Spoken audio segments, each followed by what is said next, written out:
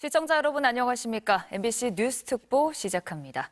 중국을 국빈 자격으로 방문 중인 이재명 대통령이 오늘 시진핑 중국 국가주석과 정상회담을 갖습니다.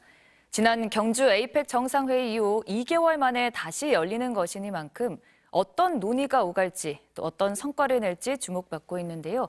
중국 현지에 나가 있는 취재기자 연결해서 자세한 상황 들어보겠습니다.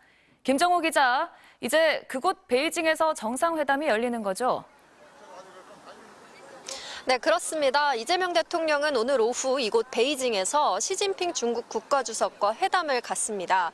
지난해 11월 정상회담에 이어서 오늘이 두 번째 회담인데요. 국빈 방문인 만큼 공식 환영식으로 시작해서 정상회담과 양해각서 서명식까지 두 정상이 함께 할 예정입니다. 앞서 중국이 어제 장관급 인사의 공항 영접을 통해서 예우를 보여줬던 만큼 오늘 공식 환영식에서도 어떤 의전이 이루어질지 이목이 집중됩니다. 오늘 회담 이후에는 중국과 10여 개의 양해각서도 맺을 걸로 보이는데요. 경제, 산업, 기후, 교통 분야 등뿐만 아니라 공급망이나 투자, 또 디지털 경제나 초국가 범죄 대응 등 다양한 분야에 걸쳐서 전방위적으로 양해각서가 체결될 걸로 보입니다. 그리고 또 과연 어떤 의제가 논의 테이블에 오를지도 관심 있지 않습니까? 네, 그렇습니다. 우선 한반도 평화 문제가 주요하게 논의될 전망입니다. 청와대는 한중 관계 복원을 통해서 한반도 문제 해결에 돌파구를 찾겠다 이런 입장인데요.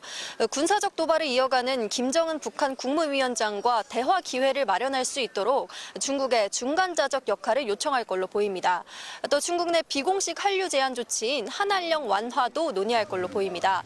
이 대통령은 앞서 오늘 고려와 송나라가 과거 외교적 갈등이 있던 시기에도 병란도를 통해서 교역했다면서 상품과 사람 또 문화 측면에서 교류를 활발히 해야 한다고 강조하기도 했습니다.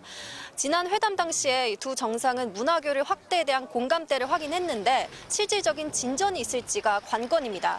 또 하나의 변수는 니콜라스 마두로 대통령 체포 언급 여부입니다. 시진핑 주석은 오늘 이 대통령에 앞서서 미할 마틴 아일랜드 총리를 접견했거든요.